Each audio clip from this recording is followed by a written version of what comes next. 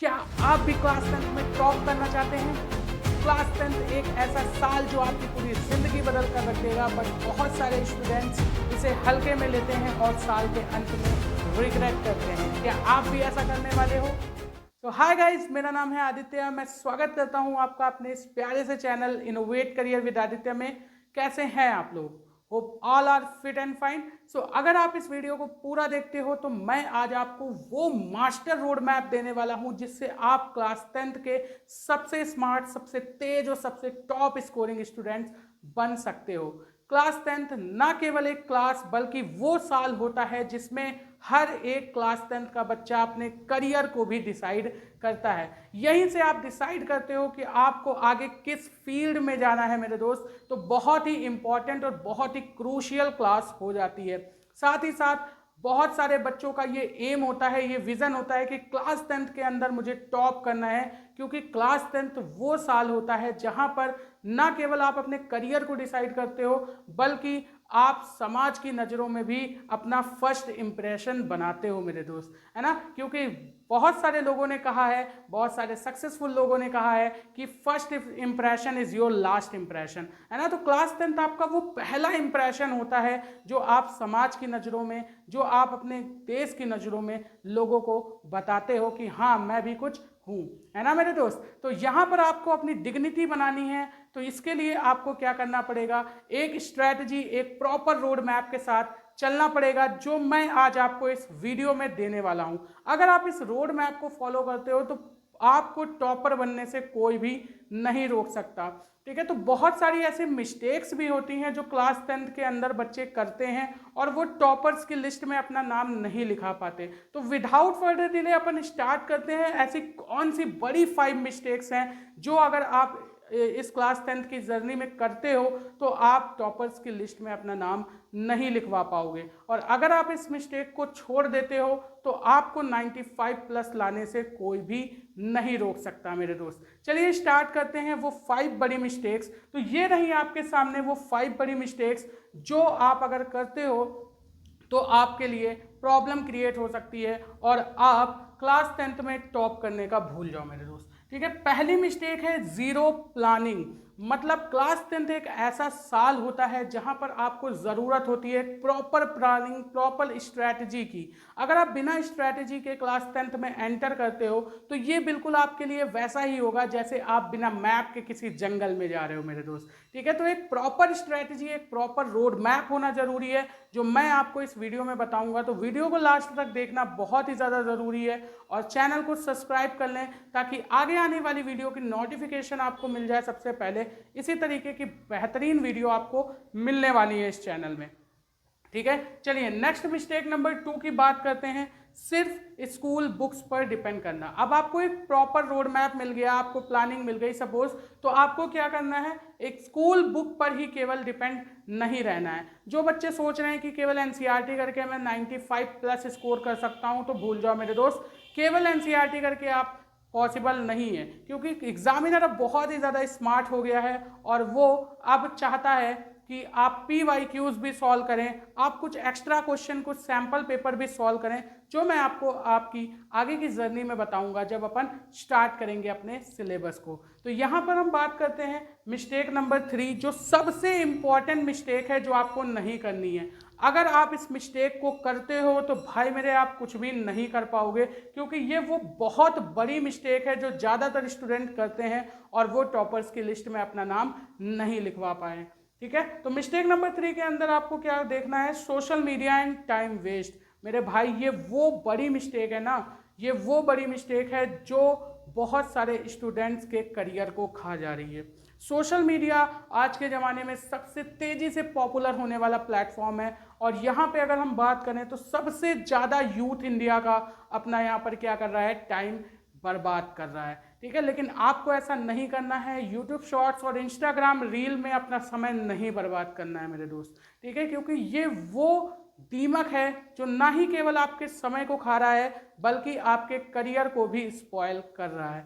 आप देखने तो निकलते हो अपनी कंसिस्टेंसी की वीडियो, आप एक मोटिवेशनल वीडियो देखने निकलते हो, लेकिन आप रील के जाल में ट्रैप हो जाते हो, ठीक है। आप 30 सेकंड का वो जो वीडियो होता है उसमें आप 1-2 घंटे कैसे बर्बाद कर देते हो उस ट्रैप में फंस के, ठीक है, आपको पता भी नहीं चलता, ठीक है। हालांकि आप मेरी ये जो वीडियो देख रहे हो ये भी सोशल मीडिया से देख रहे हो, आपको लगा यार मैं क्लास 10th में गया हूँ, चलो देख लेता हूँ कैसे कैसे मुझे इस साल को फॉलो करना है। आपने यूट्यूब ओपन किया और यूट्यूब में आपको दिख गई एक बढ़िया सी रील, आपने तो होता अच्छा चलो 10 सेकंड की रील है देख लेते हैं, फिर मैं कोई अच्छी सी वीडियो देख लूँगा, है ना। लेकिन हुआ क्या, जैसे ही आपने उस शॉर्ट्स पे क्लिक किया, हुआ क्या आपके साथ, आप वहाँ पे ट्रैप हो गए। आपने स्क्रॉल किया स्क्रॉल किया स्क्रॉल किया और स्क्रॉल करते करते करते कब आपका 2 घंटे बीत गया आपको पता भी नहीं चला, आपका टाइम भी वेस्ट हो गया और आप जो करने आए थे वो आप नहीं कर पाए। हर सोशल मीडिया प्लेटफॉर्म ये कर रहा है कि वो आपको अपने टारगेट से भटका रहा है। तो आपको सोशल मीडिया से दूर रहना है अगर आपको क्लास 10th में टॉप करना है। अपने टाइम को इधर उधर ना बर्बाद करके कैसे मैं टॉप कर सकता हूं क्लास 10th में, क्या क्या मैं स्ट्रैटेजी अपनाऊं जिससे मैं क्लास 10th में एक बेटर स्टूडेंट बन पाऊं, तो इसके लिए आपको इस मिस्टेक से दूर रहना। भाई ये बड़ी गलती आपको बिल्कुल नहीं करनी है। नेक्स्ट है सिलेबस लेट स्टार्ट करना। अब बहुत सारे बच्चे ऐसा सोचते हैं यार अभी तो आए हैं, अभी तो छुट्टियां होंगी मई जून की, थोड़ा सा कर लेते हैं फिर जुलाई से सिलेबस स्टार्ट करेंगे। नहीं मेरे दोस्त, ऐसा नहीं करना है आपको, ठीक है। अगर आपको एक बढ़िया टॉपर बनना है, अगर आपको वाकई में टॉपर बनना है, तो आपको आज से, अभी से, जब से आप ये वीडियो देख रहे हो आपको स्टार्ट कर देना है, ठीक है मेरे दोस्त। बात आ गई समझ। अब ऐसा मत करना कि ये वीडियो जाके लास्ट में दिसंबर में देख रहे हैं उसके बाद हम पूरा रोड मैप बना रहे हैं। नहीं मेरे दोस्त, आपको अभी ही देखना है, अभी ये सारी चीज़ें करनी है और अभी ही एक एक स्टेप को फॉलो करना है, क्योंकि टॉपर बच्चे जो होते हैं वो लास्ट में नहीं पढ़ते। हालांकि बहुत सारे ऐसे बड़े चैनल्स हैं जो आपके लिए लास्ट में बहुत मेहनत करते हैं, आपको बहुत ही अच्छा अच्छा कंटेंट प्रोवाइड करते हैं। ऐसे टीचर्स को मैं सैल्यूट करता हूं जो रात रात भर जग कर आपके लिए कंटेंट बनाते हैं, और अगर आप उनकी वीडियो देखते भी हो ना तो आप एक बेहतर स्कोर करते हो, ये बहुत ही अच्छी बात है। लेकिन एक टॉपर बन पाना आपके लिए इम्पॉसिबल सा हो जाता है, क्योंकि आप वहाँ पर चीज़ों को पढ़ तो लेते हो, आप नंबर भी लाते हो, लेकिन आप उन कंसेप्ट्स को नहीं समझ पाते जो एक टॉपर बनने के लिए ज़रूरी होता है मेरे दोस्त। तो अगर आपको एक टॉपर स्टूडेंट्स बनना है, आपको बढ़िया से काम करना है, तो आपको डे 1 से पढ़ाई करनी पड़ेगी, अभी से लगना पड़ेगा और सारी चीज़ें अच्छे से करनी पड़ेंगी मेरे दोस्त, ठीक है। ये बात आपको समझ में आती है। तो आपको सिलेबस को लेट स्टार्ट नहीं करना है, क्योंकि एक बहुत बड़ी सी चीज़ है मैं आपको बताऊँगा, ये चीज़ है कि अगर जब आप लेट सिलेबस स्टार्ट करने की सोचते हो ना, तो जिस समय आप सिलेबस स्टार्ट कर रहे होते हो उस समय टॉपर बच्चे 2 से 3 बार सिलेबस को रिवाइज कर चुके होते हैं। बात आ रही है समझ में। तो बस ये मिस्टेक आपको नहीं करना है। अगर टॉपर की लिस्ट में नाम लिखवाना है 2026 में, अगर आपको एग्ज़ाम को फोड़ना है, तो आपको ये सारी बड़ी मिस्टेक्स नहीं करनी है। नेक्स्ट जो हमारी लास्ट मिस्टेक है वो क्या है, नो स्मार्ट प्रैक्टिस। केवल पढ़ते रहना ही ज़रूरी नहीं है, राइट प्रैक्टिस भी ज़रूरी है, उसका प्रॉपर रिवीजन भी करना ज़रूरी है। तो अगर आप ये 5 बड़ी गलतियां छोड़ देते हो तो आपको टॉप करने से कोई नहीं रोक सकता, ठीक है। चलिए गाइस, तो अब हम बात करते हैं अपने वो मास्टर रोड मैप की जिसको आप पूरे साल फॉलो करने वाले हो। तो ये 6 से 8 मंथ का ये मैं मास्टर रोड मैप आपको देने वाला हूं, जिसकी मदद से आप एकदम बेहतरीन तरीके से अपनी तैयारी कर सकते हो और क्लास 10th के टॉप स्कोरिंग स्टूडेंट बन सकते हो। तो इस मास्टर रोड मैप को मैंने 4 फेज में डिवाइड कर रखा है कि हर एक फेज में आप क्या क्या चीज़ें करोगे।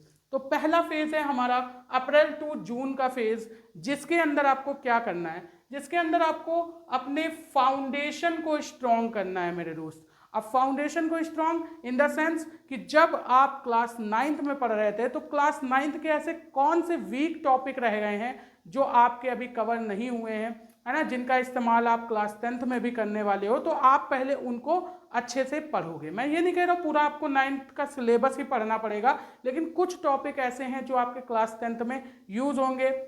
जैसे मैथ्स की अगर मैं बात करूँ तो सरफेस एरिया एंड वॉल्यूम्स के जो फॉर्मूलाज हैं वो यूज़ होने वाले हैं। अलजेब्रा के अंदर आपने जितनी भी चीज़ें पढ़ी, इक्वेशंस को सॉल्व करना सीखा, वो सारी चीज़ें आपकी यूज़ होने वाली हैं। तो ऐसे टॉपिक्स को आप रिवाइज करेंगे, ठीक है मेरे दोस्त। यहाँ पे ये बात आपको समझ में आई, यानी क्लास 9th के जितने भी वीक टॉपिक हैं, ठीक है, उनको आपको क्या करना है, अच्छे से खत्म कर लेना है। ठीक है। फिर मैं अगर बात करूं तो बेसिक कॉन्सेप्ट को क्लियर करना है, मतलब आपके जो भी बेसिक कॉन्सेप्ट्स रह गए हैं, जैसे कैलकुलेशन में बहुत सारे बच्चे मिस्टेक करते हैं ना, जैसे आपके पास एक एक्सप्रेशन लिखकर आ जाता है तो बहुत सारे बच्चे क्या करते हैं, इस एक्सप्रेशन को गलत सॉल्व करते हैं। सपोज दैट आपके पास लिखा है 5x = 3, तो बच्चे क्या करते हैं, जब भी x की वैल्यू निकालते हैं तो 3 - 5, ये गलतियां वो जानते हैं कि ऐसा नहीं होता, लेकिन ये गलतियां वो बाय मिस्टेक करते हैं क्योंकि उनकी लैक ऑफ प्रैक्टिस होती है, कहीं ना कहीं उनका कंसेप्ट उस तरीके से क्लियर नहीं होता, तो जल्दबाजी में ऐसी गलतियां होती हैं। लेकिन क्लास 10th के अंदर अगर आप ऐसी गलती करते हो तो बहुत बड़ी मिस्टेक आप करते हो और हो सकता है कि टॉपर की लिस्ट में आप अपना नाम ना लिखवा पाएं। ठीक है, तो ऐसे कंसेप्ट को आपको क्लियर करना है, क्योंकि जब भी आपके पास x मल्टीप्लाई में होता है, x के साथ में कोई भी कोफिशिएंट मल्टीप्लाई में होता है, तो जब भी आप x की वैल्यू निकालते हो तो वो राइट हैंड साइड जाकर डिवाइड में हो जाता है। ऐसी गलतियां बच्चे करते हैं, ठीक है, और बहुत बड़ी दिक्कत में आ जाते हैं और अपने क्वेश्चंस को गलत कर देते हैं। ठीक है, तो आपको ये माइनर से मिस्टेक नहीं करनी है, तो आपको अपने बेसिक कंसेप्ट को क्लियर करना पड़ेगा मेरे दोस्त। ठीक है, और ये आप कब करेंगे, तो ये आप फर्स्ट फेज यानी अप्रैल टू जून तक आप अपना ये सारी चीज़ें क्लियर कर लोगे। ठीक है, उसके बाद आपको क्या करना है भाई, इसी अप्रैल टू जून के मंथ में आपको एनसीईआरटी प्लस रेफरेंस बुक भी सॉल्व करते चलना है साथ में, है ना। आपको स्टार्ट कर देना है ये रीड करना, क्योंकि एनसीईआरटी आप पढ़ोगे साथ ही साथ आपको रेफरेंस भी पढ़ना है। बात आ रही है समझ में? आप कोई भी रेफरेंस ले सकते हो, ठीक है, उसके लिए मैं आपको कोई भी ऐसा मतलब नाम नहीं बताने वाला हूँ, आप कोई भी रेफरेंस ले सकते हो, सारी रेफरेंस अच्छी हैं, काफ़ी अच्छी रेफरेंस आ रही हैं इस समय मार्केट में, तो आप कोई भी रेफरेंस बुक ले सकते हो। लेकिन हाँ, अब बहुत सारे बच्चे यहाँ पर सोचते हैं कि सर पहले मैं एनसीईआरटी कर लेता हूँ, लास्ट में मैं पेपर के समय रेफरेंस कर लूँगा, लेकिन भाई आपको ऐसा नहीं करना है ना। तो आपको ऐसी बड़ी मिस्टेक नहीं करनी है, आपको रेफरेंस को साथ साथ सॉल्व करते जाना है। जो भी टॉपिक आप पढ़ोगे उसको आप पहले अच्छे से देखोगे, लेक्चर देखोगे, फिर उसके बाद उसके नोट्स बनाओगे, फिर आप एनसीईआरटी में उससे बेस्ड क्वेश्चन सॉल्व करोगे, देन आप रेफरेंस बुक से भी क्वेश्चन सॉल्व करोगे। साथ साथ अगर आप करोगे तो आपकी कंसेप्ट क्लियरिटी और भी ज़्यादा अच्छी होगी मेरे दोस्त। ठीक है, ये बातें आपको समझ में आती हैं। तो फेज फर्स्ट जो है हमारा वो इन्हीं 3 चीज़ों में ख़त्म होता है। अब हम बात करते हैं फेज नंबर 2 की, जो हमारा रहने वाला है जुलाई टू सितंबर का, ठीक है, फेज। इसके अंदर अपन क्या करने वाले हैं, वर्क विद स्मार्ट स्ट्रैटेजी। अब हमें एक प्रॉपर प्लानिंग, प्रॉपर स्ट्रैटेजी की जरूरत होगी जब हम जुलाई के अंदर पहुंचेंगे मेरे दोस्त। ठीक है, तो यहाँ पर अपन हम क्या करेंगे, तो set a daily routine of every subject. अब इसके अंदर जो हमारा पहला गोल होगा जुलाई के अंदर, उसमें हम क्या करेंगे, हर एक सब्जेक्ट का एक बेहतरीन स्ट्रैटेजी बनाएंगे, एक बेहतरीन रूटीन बनाएंगे। ठीक है, कि मुझे हर एक सब्जेक्ट को कितने घंटे देने हैं, या कौन सा हमारा वीक सब्जेक्ट है उसको हमें ज़्यादा समय देना है, इन पे हमें फोकस करना पड़ेगा। ठीक है, नेक्स्ट अगर हम बात करें तो to make class notes and self notes. ठीक है, आप जो भी लेक्चर देखोगे, आप जो भी क्लास देखोगे, उसके आप क्लास नोट्स प्रिपेयर करोगे, साथ ही साथ सेल्फ नोट्स, ठीक है, आपको बनाने हैं। ठीक है, क्योंकि सेल्फ नोट्स ही होते हैं आपका ब्रह्मास्त्र। ये मैं नहीं कहता, सारे वो टॉपर कहते हैं कि सेल्फ नोट्स आपकी बहुत मदद करते हैं, क्योंकि सेल्फ नोट जो आपके बनाए हुए खुद के नोट्स होते हैं वो आपको जो क्लैरिटी देते हैं वो दूसरे नोट्स नहीं देते। ठीक है, क्योंकि आप जब खुद से नोट बनाते हो तो आपको ये समझ में आता है कि आपको कौन से टॉपिक वीक लग रहे हैं, आपको कौन से टॉपिक पे ज़्यादा मेहनत करने की ज़रूरत है, कौन से टॉपिक आपको अच्छे से आ जा रहे हैं ना, तो ये सारी चीज़ें आपको समझ में आती हैं। तो सेल्फ नोट आपके लिए बहुत ही ज़्यादा इंपॉर्टेंट हो जाते हैं। नेक्स्ट मैं बात करता हूँ इस फेज के अंदर, तो नेक्स्ट है आपका revision. It is a most important things, ये बहुत ही ज़्यादा ज़रूरी चीज़ है रिवीजन करना। ठीक है, आप कोई भी चीज़ पढ़ते हो, ठीक है, तो आप उसको बेहतर तरीके से तभी समझ सकते हो जब आप उसका रिवीजन करते हो। ठीक है, तो आपका केवल पढ़ते रहना ही ज़रूरी नहीं है, आपका रिवीजन करना भी बहुत ज़्यादा ज़रूरी है। आप पढ़ते कितने घंटे हो डजंट मैटर, आप उस टॉपिक को रिवाइज कितना करते हो ये बहुत ही ज़्यादा इम्पॉर्टेंट हो जाता है मेरे दोस्त। ठीक है, तो आपको रिवीजन पे बहुत ज़्यादा ध्यान देना है। पढ़ना भले ही कम है लेकिन रिवाइज बहुत ज़्यादा करना है उस चीज़ को। जो भी आप पढ़ोगे उसको अच्छे से डेली बाय डेली आपको रिवाइज करना है। टॉपिक को जब तक आपका पेपर नहीं हो जाता तब तक आपको नहीं छोड़ना है। ठीक है, ऐसा नहीं है कि मैंने आज फर्स्ट चैप्टर पढ़ लिया, अब 2 महीने बीत गए हैं सर, अभी फर्स्ट चैप्टर तो अब हो गया है, हम उसको छोड़ दिए, 2 महीने से उसको हमने छुआ ही नहीं, ऐसा आपको नहीं करना। बात आ गई समझ में। आप जो भी पढ़ते जाओगे उसकी डेली बाय डेली आप रिवीजन करते जाओगे। जैसे आपने पढ़ा, ठीक है, कोई भी टॉपिक आपने पढ़ा साइंस के अंदर, हिंदी के अंदर, इंग्लिश के अंदर, किसी भी सब्जेक्ट्स के अंदर, तो आप उसको पहले दिन जब आप रिवाइज करोगे तो हो सकता है आपको आधा घंटा लगे। फिर जब उसी टॉपिक को आप दूसरे दिन रिवाइज करोगे तो हो सकता है आप उसे 20 मिनट में ही खत्म कर दो। फिर जब आप तीसरे दिन रिवाइज करोगे तो हो सकता है आप उसे 10 मिनट में ही खत्म कर दो। तो ऐसे ऐसे आपका टाइम रिड्यूस होगा और एक समय ऐसा आएगा जब आपको टॉपिक एकदम बढ़िया से क्लियर हो जाएगा। इस वजह से रिवीजन बहुत ही ज़्यादा इम्पॉर्टेंट हो जाता है। ये मैं अपनी वीडियो में नहीं बल्कि हर एक टीचर अपनी वीडियो में बताता है कि आपको रिवीजन करना बहुत ही ज़्यादा ज़रूरी है। ठीक है मेरे दोस्त, और किसी भी एग्जाम को अगर आपको फोड़ना है तो रिवीजन आपका मस्ट है। चलिए नेक्स्ट हम आगे बढ़ते हैं, बात करते हैं। तो इस फेज के अंदर अब जब आप हर एक सब्जेक्ट को अच्छे से पढ़ोगे, उसका डेली रूटीन बनाओगे, उसका रिवीजन करोगे, तो ज़रूरी हो जाता है आपको ये मतलब डिसाइड करना कि कैसे कैसे क्वेश्चंस हमारे पेपर में पूछे जाते हैं। तो इसके लिए आप फोकस करोगे एमसीक्यूज पे, असर्शन रीजन के क्वेश्चंस और केस स्टडी पे। ठीक है, ये सारे जो क्वेश्चंस हैं ये ऐसे क्वेश्चंस हैं जो आपकी जर्नी को आसान बनाएंगे और आपको ये बताने में मदद करेंगे कि बोर्ड एग्जाम में कैसे कैसे क्वेश्चंस आपके आते हैं और किस तरीके से आपको उन्हें टैकल करना है। ठीक है मेरे दोस्त, इतनी बात आपको समझ में आती है। नेक्स्ट मैं बात करता हूँ अपने फेज 3 की तरफ। अब फेज 3 जो हमारा है वो हमारा आता है अक्टूबर टू दिसंबर का फेज, जिसके अंदर अपन बात करेंगे रिवीजन एंड प्रैक्टिस फेज होता है। ये हमारा कैसा फेज होता है?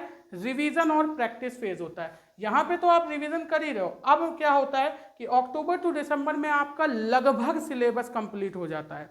ठीक है, तो यहाँ पर अब आपको जरूरत होती है एक रिवीजन स्ट्रेटजी की और एक प्रैक्टिस की, बहुत ही अच्छी प्रैक्टिस की। तो प्रैक्टिस के लिए आपको करना क्या है कि 3 घंटे का स्टडी स्ट्रक्चर बनाना है कि आपको पूरे दिन में कम से कम 3 घंटे आपको पढ़ने ही पढ़ने हैं, रिवीजन करना ही करना है चीज़ों का।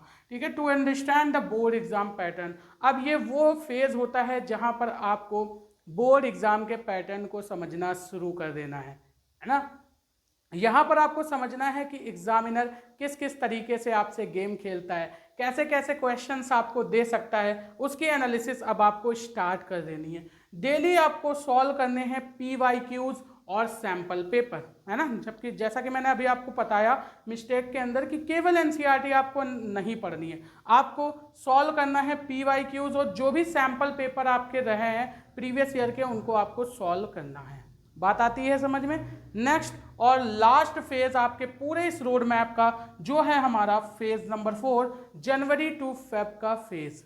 अब ये फेज थोड़ा सा आपके लिए हेजिटेशन वाला हो सकता है, थोड़ा सा फियर वाला हो सकता है, क्योंकि इस फेज के अंदर आपको बहुत सारी दिक्कतें आ सकती हैं, है ना। क्यों आ सकती हैं? क्योंकि अब आपका ये जन टू फेब मंथ होता है, इसके अंदर आपके एग्जाम भी धीरे धीरे धीरे धीरे आ रहे होते हैं पास में, है ना। तो आपको डर लगता है कि सर कैसे करेंगे, क्या करेंगे, तो बिल्कुल भी डरना नहीं है। अगर आप इन तीनों फेज को अच्छे से करके आए हो ना तो डरने की जरूरत ही नहीं। आपको अपने आप ही सेल्फ कॉन्फिडेंस बिल्ड होगा आपका और आपको लगेगा नहीं यार सब कुछ कर लेंगे। अगर आपको फिर भी डर लग रहा है तो आपका एक फाइनल बूस्ट है जो आपको करना है। ये क्या करना है? Complete the whole syllabus at least 3 time, यानी कि जैन टू फेब में आपको क्या करना है कि पूरे सिलेबस को कम से कम 3 बार रिवाइज कर लेना है मेरे दोस्त। ठीक है, कम से कम 3 बार। ये बात आपको समझ में आती है। Next, give mock test 3 hours. मतलब अब आपको जैन टू फेब मंथ में क्या करना है? 3 घंटे का एक मॉक टेस्ट डेली देना ही देना है हर एक पेपर का। बात आती है समझ में।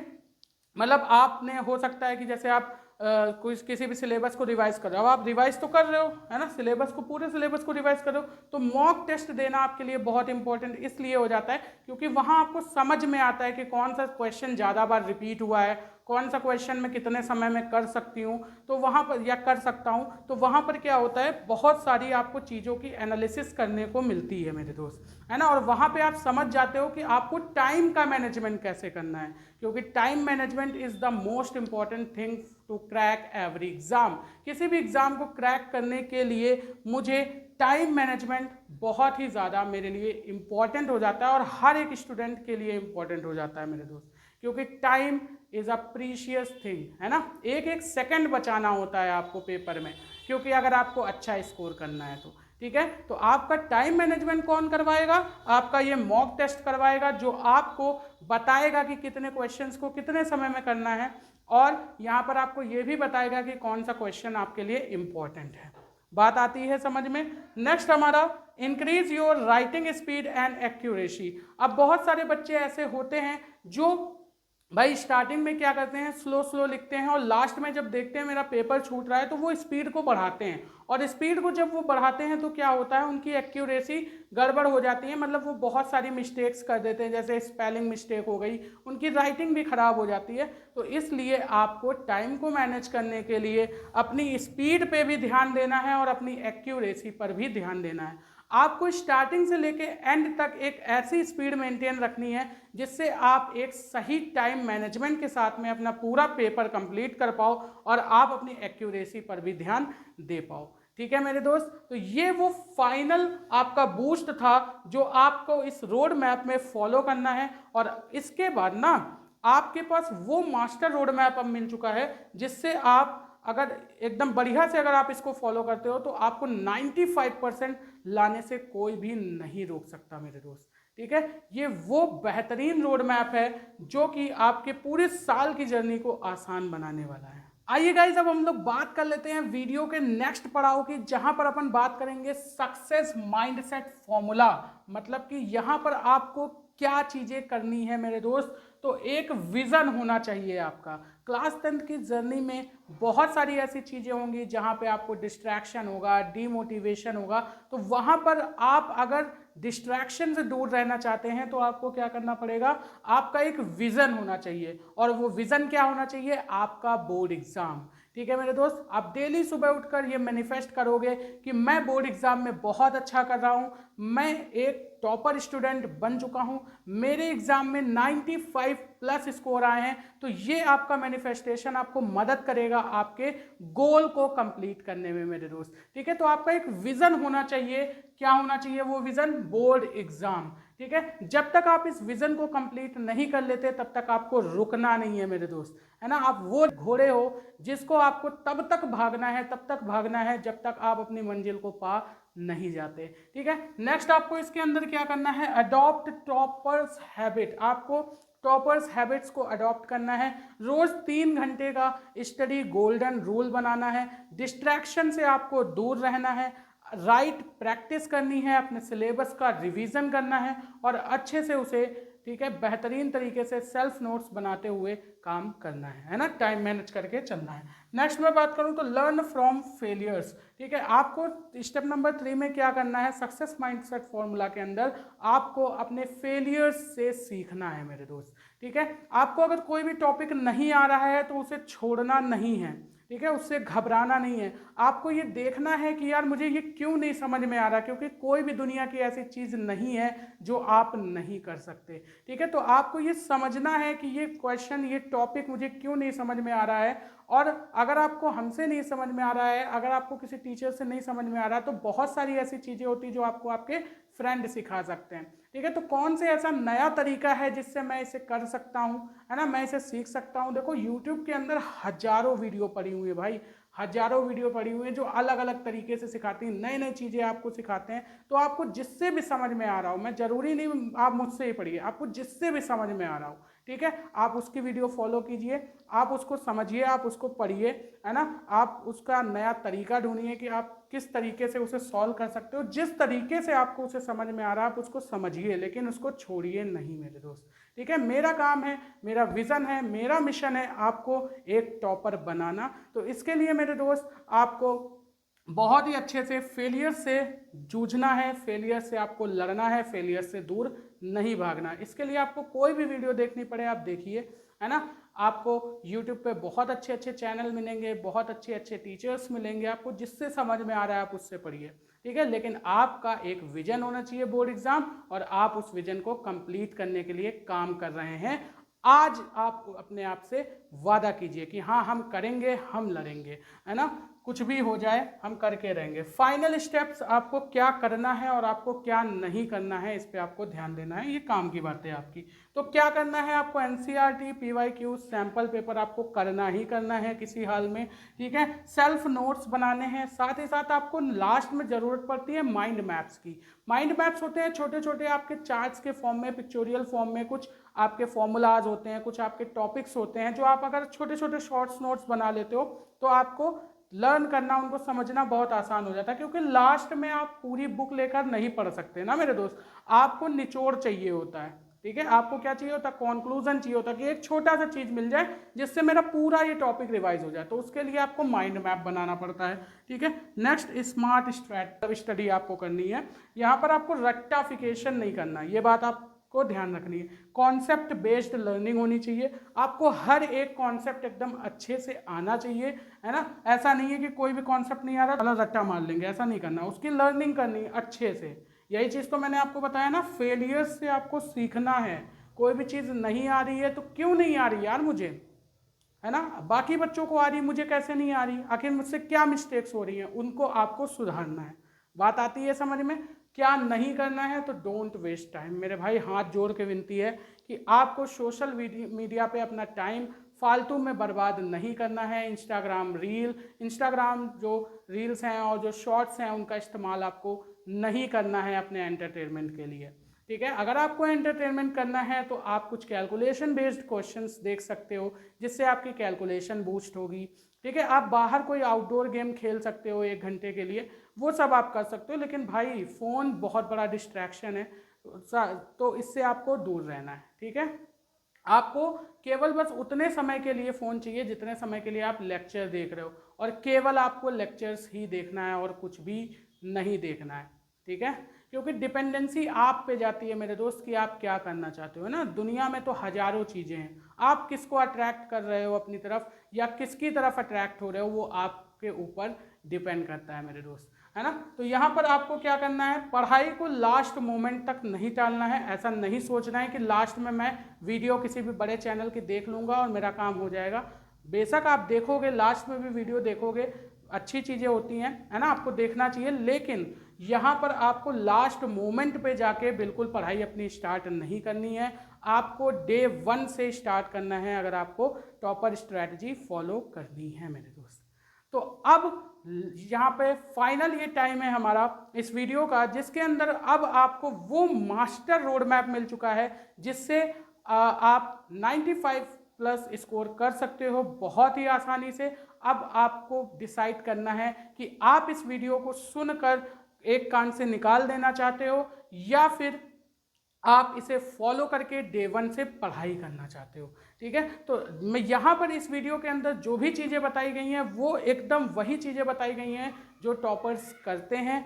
तो आपको इस वीडियो को फॉलो करना है अच्छे से, है ना, एकदम बेहतरीन तरीके से आज से ही स्टार्ट करना है सारी अपनी चीज़ों को। तो क्या आप तैयार हैं क्लास 10th की जर्नी को स्टार्ट करने के लिए? अगर हाँ तो कमेंट में ज़रूर बताएं। सब्सक्राइब करें innovate career with Aditya channel को, ताकि अब आप आगे आने वाली वीडियो की नोटिफिकेशन पा सकें और बेहतरीन टॉपिक पे आप वीडियो पा सकें मेरे दोस्त। क्या आप तैयार हैं? तो अब है आपकी बारी। मिलते हैं नेक्स्ट वीडियो में और भी अच्छी वीडियोस के साथ में और अपनी एक प्रॉपर सिलेबस के साथ में। तब तक के लिए best of luck students, bye bye.